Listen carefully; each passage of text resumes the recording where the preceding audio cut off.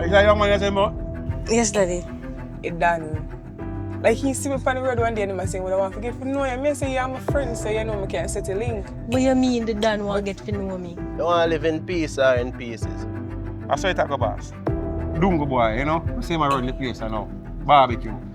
Come turn up in my face yesterday and I look on them thing and I say, yo. No man, stand up on your foot, man. You don't make no boy come up in your face, you know. Check out, man. And you need to check in.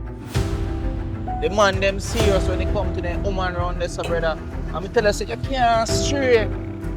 Well, I don't know what kind of program you say you're running, but alone, I want direct disrespect me get off of that program, you know, because I just see beef out in a lane with one man who I don't even know, you know.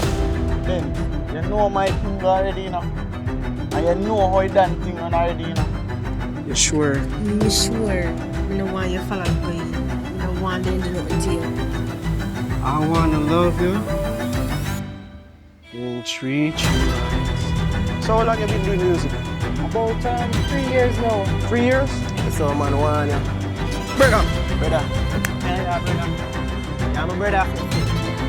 I'm not coming out.